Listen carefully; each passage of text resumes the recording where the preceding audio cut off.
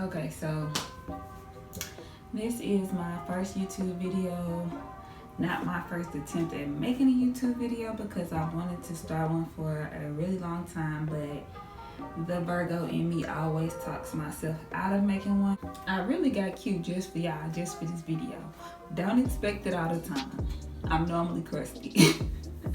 I don't see the point of getting up and putting on a whole bunch of makeup and clothes to stay at home. I'm gonna insert to y'all what I normally look like. Okay, so this is what I normally look like, y'all. On the everyday, regular, day-to-day basis, walking around, taking care of my kids, my hair's a mess, raggedy, okay? This is the real look. Do not judge me. Judge your mother, okay? Judge your mama. So, I'm basically just gonna tell y'all a little bit about myself, how I went from teen mom to stay-at-home mom now.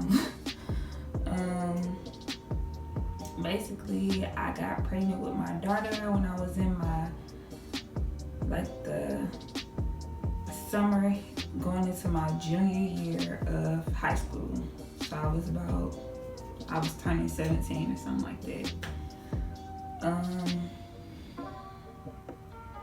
Yeah, so I still had another year to finish, the junior year to finish, and then my senior year on top of that, which was like, even the thought of that was like, how am I supposed to get through this? But anyway, nigga, we made it.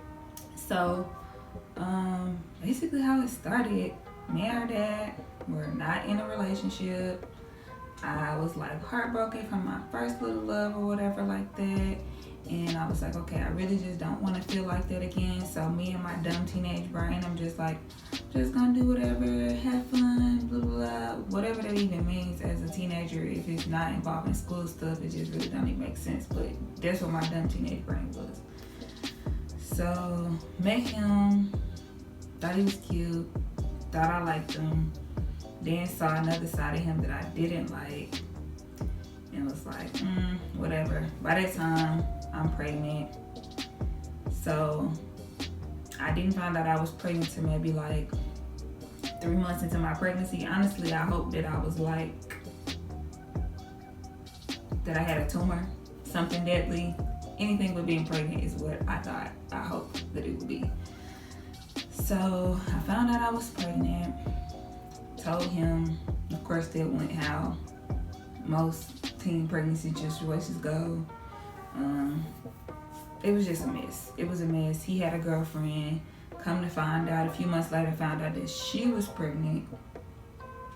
So it was just a whole bunch of drama around that. School, it just was really kind of miserable with, him denying my daughter and a bunch of drama with his family and my family. It just was, the pregnancy was horrible. I didn't take any pictures. I really, aborting my baby never even crossed my mind. It was just like, okay, this is the situation in hand. This is how I'm gonna have to deal with it. And she's just not gonna have a father. That's just was always my mentality. Like, okay, I'm just gonna have to do what I'm gonna have to do. So I had her, like I said, he started denying her, went through the whole process of paternity tests and all that stuff, and really just feeling kind of helpless. Like, okay, this is not what I pictured for my life. This is not what I thought that, like, when I had a child, what it would be like.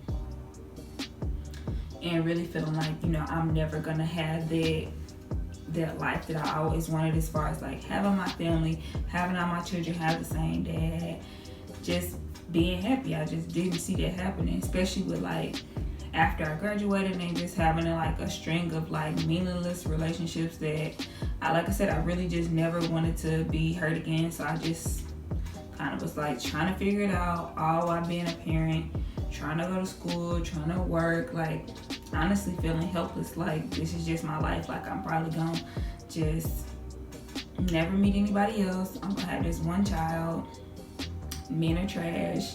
My situation is trash, and it just is what it is. I messed up, and now my life is just messed up. That's how I feel.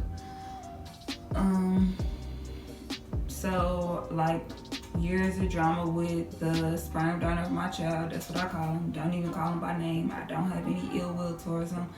I don't feel anything towards me, honestly. Thank you for my child, and that's all I can say about that. But years of just like horrible situations dealing with men I had no business dealing with.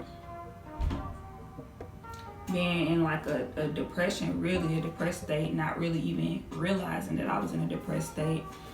I got to the point where I just like hated everything about what was going on in my life.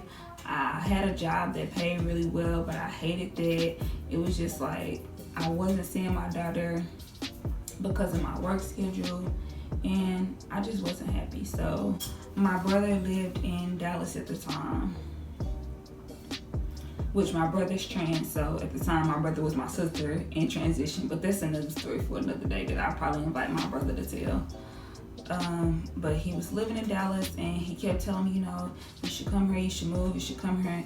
And I really wanted to move, but I really relied on my support system a lot, as far as like my mom, my dad, my family, because I was always having to kind of bounce back and forth between who was gonna watch my daughter while I was at work and all these things. So it was like years of my brother being like, you should just move, you should just come. And I'm like, I would really love to, because I'm from St. Louis, and I really feel like it wasn't a whole lot of opportunity. I always had in my mind that if there is a husband out there for me, that he's not here. I always felt that way. So I was like, I really want to, but I was just really honestly scared. But when I got to the point of just feeling like hopeless, feeling like, I mean, what do I have to lose at this point? Like, I could always come back. My family's here. I could always get a job if things don't work out there. So I decided to move, and that was in like 2000 and what's this, 2020, 2000 and I want to say 2015 I decided to move. So I started getting in the process of like paying up bills and all that. So 2016 I moved, and my best friend at the time decided that she was gonna move with me because she had just finished college, and we're no longer best friends anymore. But like I said, that's another story for another day. So me and her moved here, and like I want to say she moved down before me, and then I came down in June of like 2016. And at the same time, little did I know, my now fiance had just graduated college, and he moved here too for a job opportunity. And before I got here, they were all telling me about, oh, you need to get on this dating website and blah blah blah blah. It's just so popping. And with us coming from a small city, St. Louis, I never really got on dating websites because everybody knows everybody, and it just seemed weird to me to like meet people on a website. But I'm like, why not? You know, I'm moving, I'm trying new things. What's the worst that could happen? So I signed up for the dating website, and I was like, you know, at this point, I'm ready for what I feel like a relationship. I feel like I'm in a good mental space. Like, at this point, I'm happy with myself. Like, even if it's not to be in a relationship, I'm just happy overall to be in a new situation. And so I didn't go into it like, oh, I'm looking for my forever, I'm looking for my boyfriend, or even if I'm looking for a hookup. I was just looking to meet people in the city, for them to show me around the city and have a good time. So I met a few guys. Most of them were like, they were okay dudes. Nobody that I wanted to keep around on a permanent basis. And me and my now fiance, we started talking. And apparently he had wrote my friend too, but whatever, that's another story. So we started talking, and we really kind of like fell off. Like, we talked for a couple days, and he was one of the people that I wasn't really even tripping off of. Like, we didn't go out or whatever. So I had a little roster. I had like maybe 5 or 6 people that I was talking to. And as they started to dwindle down, he hit me up, and he's like, hey, he was talking to me about, he was like, oh, I passed the gym that you go to, because when we previously talked, we talked about, I was starting to work out, this gym that I was going to and all that. So that was what sparked the conversation back up. And I don't know, me and him started talking. We started going out on dates, and I felt like he was different from all the other guys that I went with. He actually put in a lot of effort, what I thought was a lot of effort for the dates. Come to find out, it wasn't that much effort. But that's another story for them. Yeah, so I liked him, but at the same time, I was still kind of in the mindset of I don't know. I'm just kind of doing me right now. Like, you do you, I'm doing me. And I really just didn't even want to admit to liking him, just because I had been in a series of bad relationships where as soon as you start liking a guy, then they want to start acting a fool. So I'm like, I'm just not even gonna get into that situation. So after me and him dating for a few months, I'm like always pretty much at his house. He cooked for me, I cooked for him. At this point, a few months down the road, I've actually got to the point where it's like, okay, he met my daughter, which nobody else before that had. Like, since I had moved there, like, no one made it into my house, no one had met my daughter. And my daughter's goddad lives here too, and he's like, if I hear this dude's name one more time, like, I'm gonna have to meet him. So just basically talking to him, he was like, you clearly really like this dude, and you always put yourself into these positions where it's just a situationship and not a real relationship. Like, if you like him, you should let him know and, see what happens. So I was like, I do like him, you right. So we started kind of like maybe 6 or 7 months into our relationship. It was like, okay, we're gonna make it official. So we did that, and that's pretty much history. Like, of course, no relationship is perfect. We've gone through our ups and downs. At the beginning of our relationship, probably into the middle of our relationship. But, he's my best friend. I'm his best friend. We tell each other everything, within a certain reason.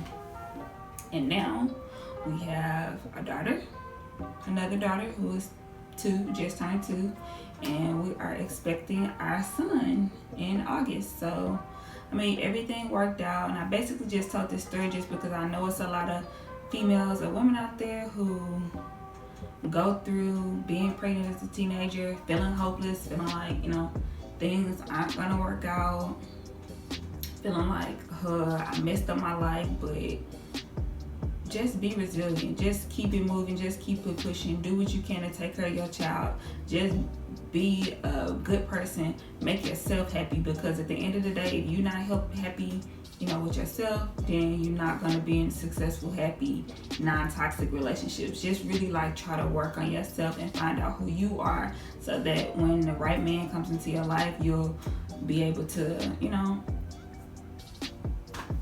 be in a good, happy, healthy relationship. So that's basically just why I told this story, so that I can share that with people, just because I feel like that's a hard thing to be going through, and not everybody can see the light at the end of the tunnel. Because I was one of those people that just there's no hope. There's no light at the end of this tunnel. I'm just gonna be single forever. I had my one child. I fucked up life, and that's what it is. But my children are the biggest blessings I ever had. I'm so happy. I'm currently a stay-at-home mom for now, hoping to be a mompreneur and just trying to feed into my family, feed into my kids, build a legacy.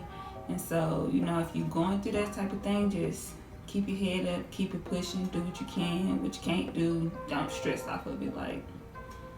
That's pretty much it. So, if you like my story, I'll share more with you guys. Hopefully do some family vlogs, share some more stories about my life so y'all can get to know me. If y'all even interested in getting to know me, I don't know. But you can comment, and subscribe. If you want to talk, I'm going to comment back. So, leave your story in the comment.